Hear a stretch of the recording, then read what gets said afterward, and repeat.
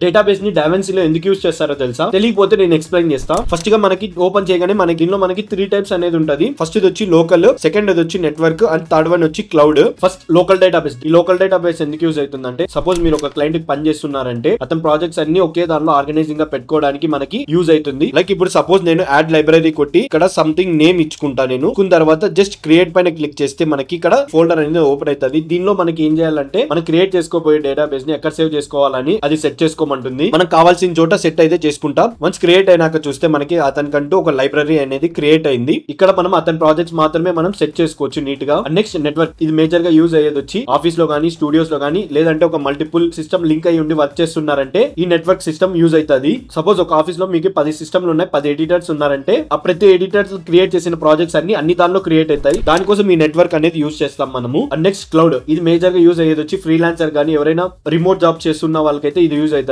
Major గా. Simple గా చెప్పాలంటే మీరు దీనిలో ఫుటేజ్ అనేది అప్లోడ్ చేసుకొని మీరు ఎక్కడి నుంచి అయినా వర్క్ చేసుకోవచ్చు. దీనికోసం మనం క్లౌడ్ అనేది యూజ్ చేస్తాం. బై.